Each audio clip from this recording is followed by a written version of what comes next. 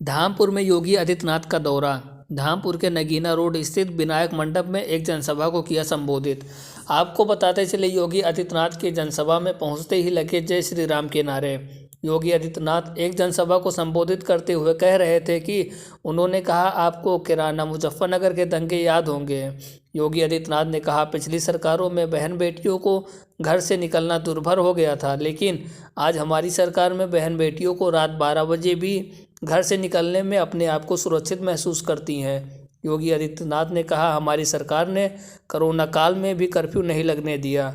योगी आदित्यनाथ ने कहा, double engine की सरकार ने गरीब लोगों को महीने में 2-2 बार राशन दिया। उन्होंने कहा, वैक्सीन राशन बिल्कुल मुफ्त कर दिया है।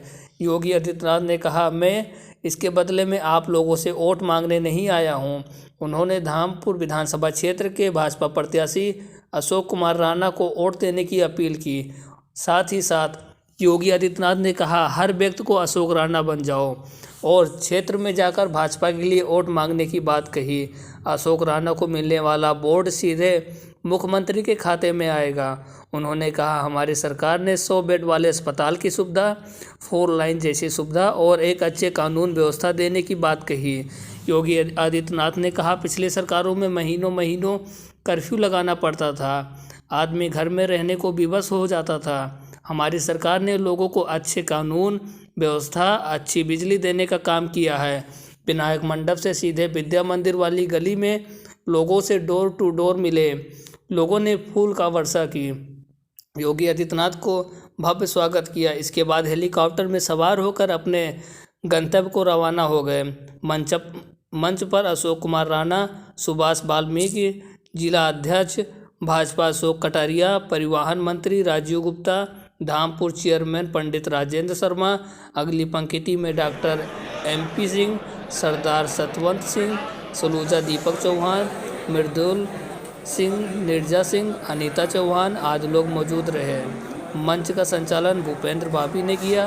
धामपुर बिजनौर से दिनेश कुमार प्रजापति की रिपोर्ट। हमारा परिवार है और इसलिए भाइयों बहनों, मैं आप सबसे अपील करने के लिए आया हूं। कोरोना में हो सकता बड़ी देरी न हो, आप सबका दायित्व बनता है। आप सभी लोग अशोक राणा बन करके अपना स्मार्टफोन का, डिजिटल प्लेटफॉर्म का इस्तेमाल करिए, घर घर जाइए, कोरोना के नियमों का पालन करिए। भारतीय जनता पार्टी की डबल इंजन माफियाओं के प्रति उनकी संवेदना थी। इसलिए जब माफियाओं के खिलाफ कार्रवाई होती है तो उनको पीड़ा होती है। उनकी संवेदना गरीब के लिए नहीं थी, गांव के लिए नहीं थी, कमजोर के लिए नहीं थी, दलित और वंचित के लिए नहीं थी, किसान और नौजवान के लिए नहीं थी, महिलाओं की सुरक्षा के लिए नहीं थी। उनकी पीड़ा तो माफियाओं के प्रति थी, अपराधियों के प्रति थी, उनकी पीड़ा तो आतंकवादियों की प्रति थी। 2012 में समाज हमने तो कहा कावड़ यात्रा को नहीं रोकेंगे, धूमधाम के साथ कावड़ यात्रा को निकालेंगे। और मैंने तो सरकारी हेलीकॉप्टर देकर के मैंने कहा, पुष्प वर्षा करो कावड़ यात्रा को।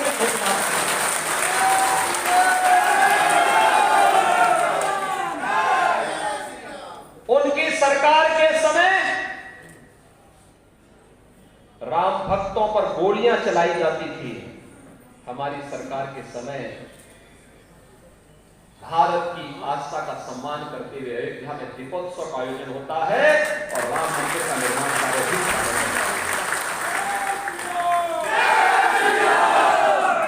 भाइयों बहनों, प्रबंधन का जो कार्य देश के अंदर हुआ, दुनिया ने उसको एक मॉडल के रूप में लिया, जिसमें व्यक्ति के जीवन को बचाने के साथ साथ जीविका को भी प्राथमिकता दी गई।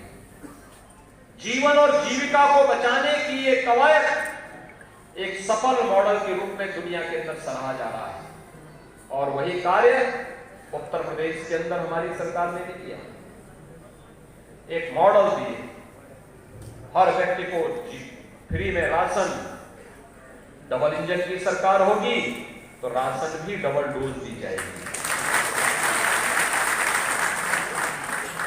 डबल डोज का राशन और डबल डोज वैक्सीन का भी।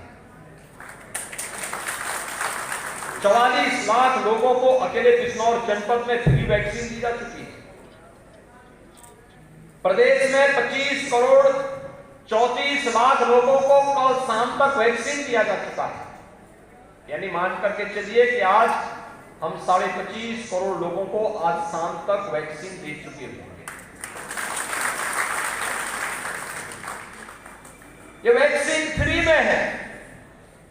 कोरोना का उपचार free, test free, vaccine free, ration free. यही तो सरकार है। और पहले की सरकारें क्या करती थी? गरीबों का दवा भी खा जाती थी और राशन भी खाद्यान्न माफिया दूसरे देशों को बेच देते थे। गरीब देखता रह जाता था, भूखों मरता था। और वही पैसा जो उन गरीबों का इन माफिया और पिछली सरकारों के मंत्रियों ने कमा कमा करके अपने घरों में भरा था, आज हम जेसीबी चला करके और बुलडोजर चला करके निकाल रहे हैं।